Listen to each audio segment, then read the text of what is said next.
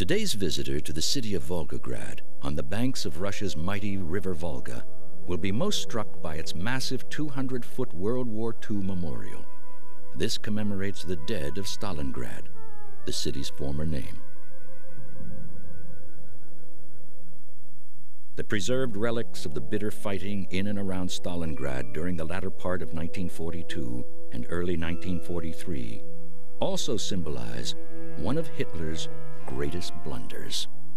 Over 250,000 German soldiers were trapped in the city.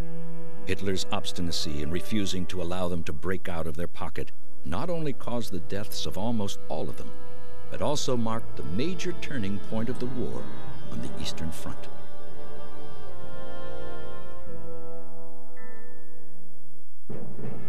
The German blitzkrieg, which struck Russia on June 22, 1941, was initially a dazzling success. Relentlessly, the panzers swept eastwards. Hundreds of thousands of stunned Russian soldiers were trapped in their wake and forced to surrender. Hitler looked certain to crush Soviet Bolshevism. The harsh Russian winter brought the German onrush to a halt at the beginning of December 1941, just a few miles away from the Soviet capital.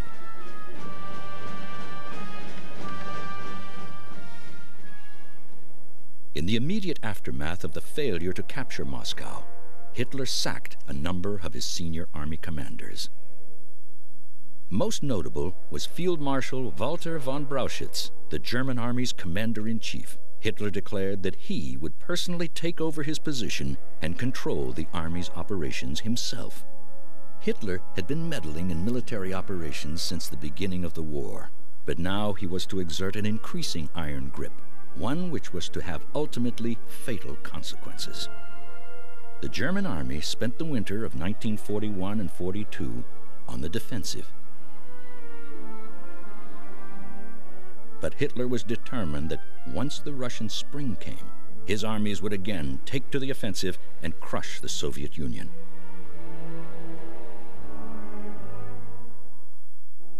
This time, Moscow would not be the objective. Instead, Hitler turned his eyes southwards to the industry-rich area between the rivers Donets and Volga, and to the Caucasus, which had extensive oil fields.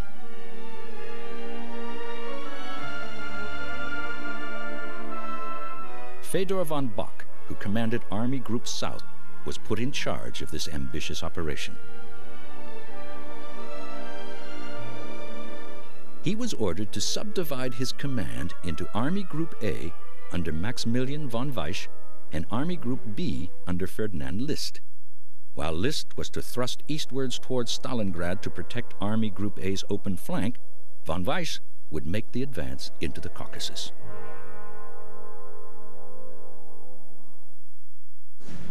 Army Group A launched its attack on June 28, 1942. List began his offensive 10 days later.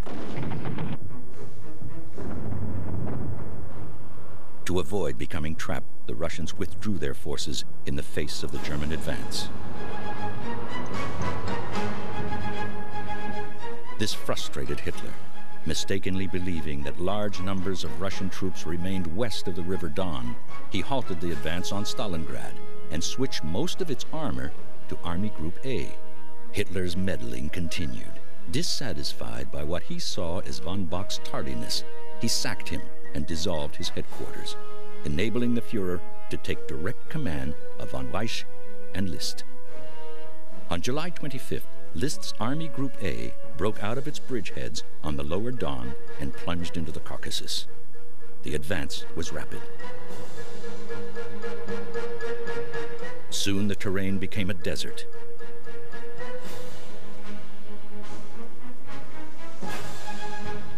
The first oil fields at Maikop were seized on the 9th of August, but the Russians had destroyed most of the installations.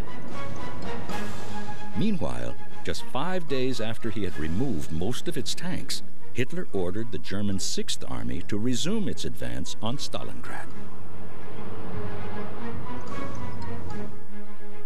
Friedrich Paulus, who commanded this army, had a reputation for obeying orders to the letter. He made no objection. Even though his lack of tanks meant slow progress. Neither Paulus nor his men realized that Hitler was becoming fixated by the city that bore Stalin's name. This was to put them on a road that would end in death and destruction. Stalingrad was originally known as Tsaritsyn, but changed its name after Stalin assumed power on the death of Lenin in 1924. The justification for the name change was that the new Russian leader had played a major part in the defense of the city during the Civil War of 1918 to 1921. Soon, Stalingrad became a flourishing communist city, acting as a conduit for the produce of the vast collective farms which surrounded it. It also became a major industrial center based on its vast tractor factory. By the beginning of August 1942, the plant had switched to the production of T-34 tanks, which would become one of the Red Army's war-winning weapons.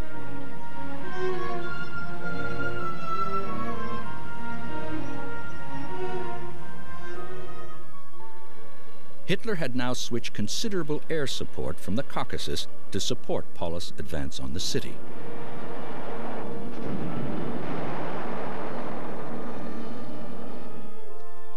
This helped the German 6th Army to approach the outskirts of Stalingrad by the 10th of August. The Soviet High Command became aware of the threat and hurriedly mobilized Stalingrad's citizens to help prepare defenses in front of the city.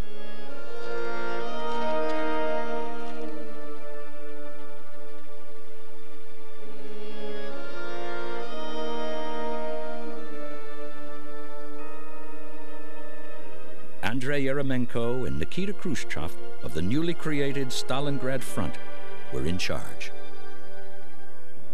The first direct German attack on the city came from the air. This was a prelude to the ground assault.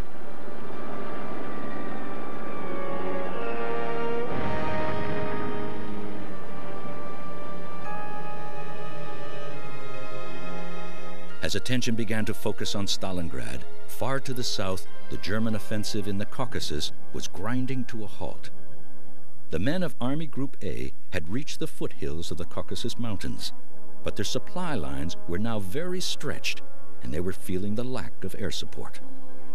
On the 23rd of August, German mountain troops placed their flag on the highest peak in the range, Mount Elbrus.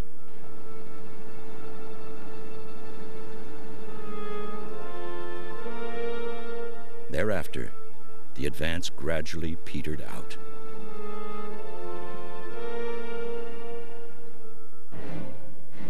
Meanwhile, Stalin had issued orders that Stalingrad was to be held at all costs. This was not just because it was named for him. He feared that its capture would isolate southern Russia. He sent his chief troubleshooter, Grigory Zhukov, to oversee its defense. Russian reinforcements began to arrive, and the Germans faced even stiffer resistance as they approached the suburbs of Stalingrad.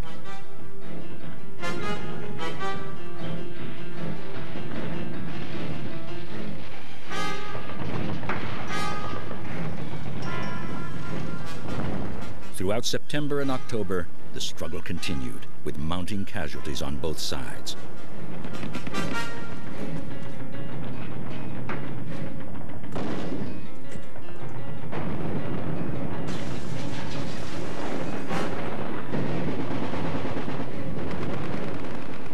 The combat was especially fierce in and around the ruins of the tractor factory. Vasily Chukov and his 62nd Army, who were defending the city, eventually found themselves clinging on to just a narrow strip of the city on the west bank of the Volga.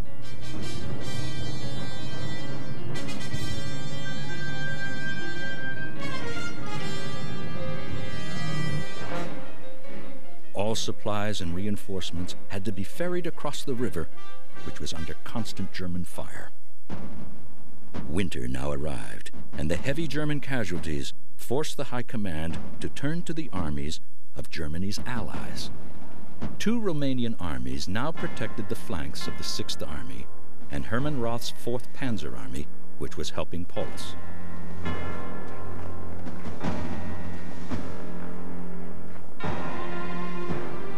The Russians took note of this, and Zhukov began planning a counteroffensive.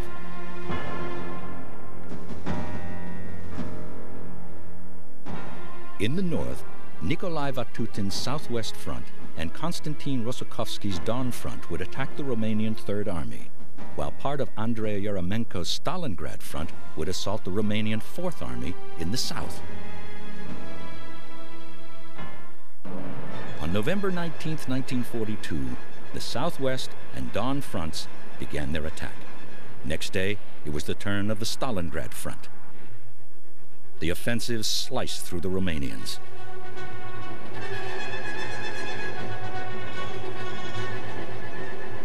On the 23rd of November, the two prongs linked up.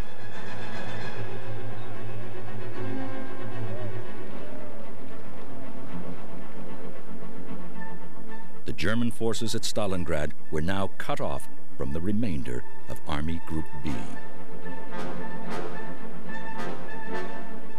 The following day, Hermann Göring told Hitler that his Luftwaffe could keep Paulus resupplied. Hitler ordered the 6th Army to stand fast rather than break out. This was to be an ultimately fatal blunder. Göring's boast that air resupply could maintain the German 6th Army in the Stalingrad pocket was an empty one from the outset. Paulus needed a minimum of 750 tons per day, but the Luftwaffe only had a capacity for a third of this amount.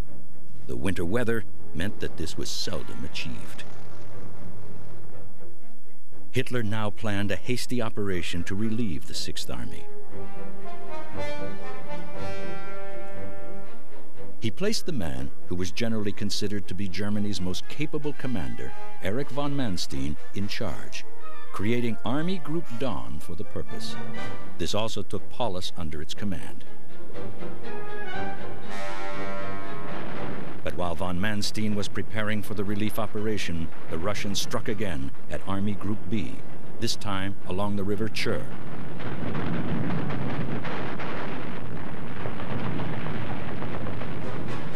They failed to break through, but von Manstein was forced to deploy some of the forces earmarked for the Stalingrad relief operation. This caused the attack to be postponed.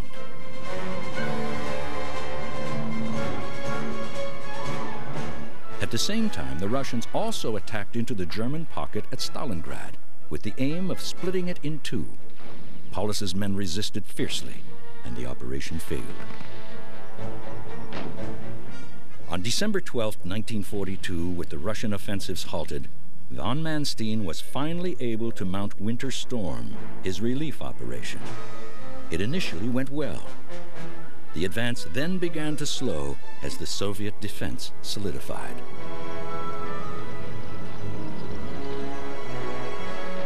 Even so, von Manstein continued to push forwards.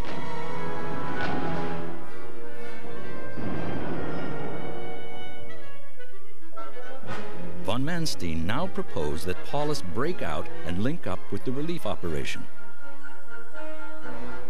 The 6th Army commander, conscious of Hitler's order to stay put, declined.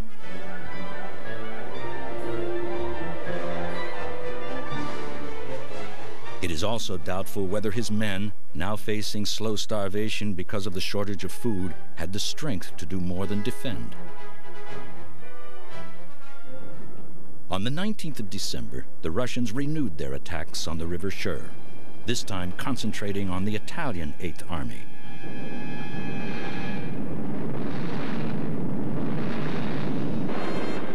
They quickly broke through and captured the main airfield supplying Stalingrad.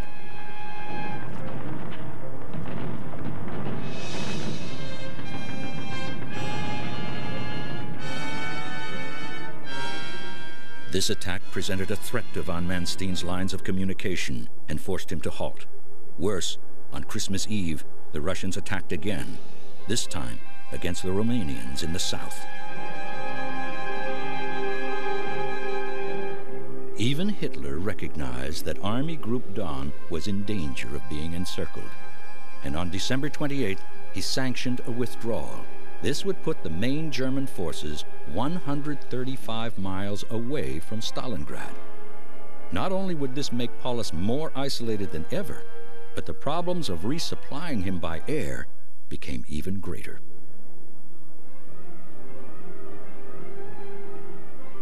Now the Russians could concentrate on reducing the Stalingrad pocket. They planned to attack from the west and drive the Germans back into the city itself. In 1943, they sent emissaries with surrender terms to General Paulus. He rejected them. 2 days later, it began.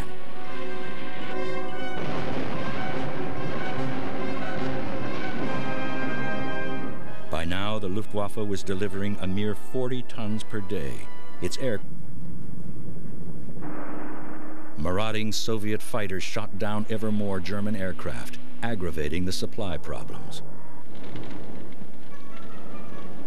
Goering's deputy, Field Marshal Erhard Milch, by much. Matters were made worse by the fact that the Russians were now overrunning the airfields within the ever-shrinking Stalingrad pocket.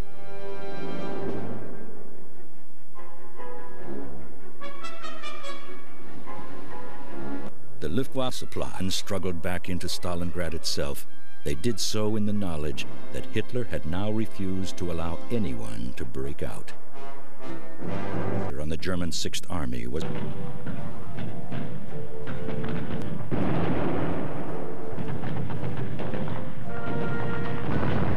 the German hold on Stalingrad had been reduced on the power.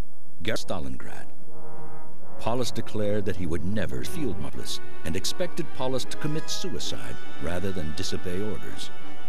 He was to be disappointed. First night late, the strain of fighting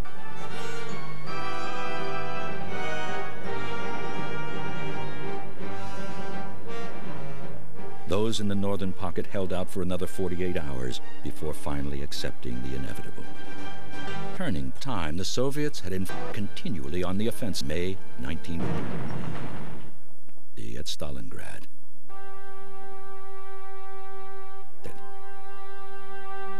His soldiers to be trapped, and his obstinate generals that they became tools of Soviet anti-Nazi propaganda. Paulus's anger toward Hitler would remain with him for the rest of his life. Only others died refusal to fate. Which was the under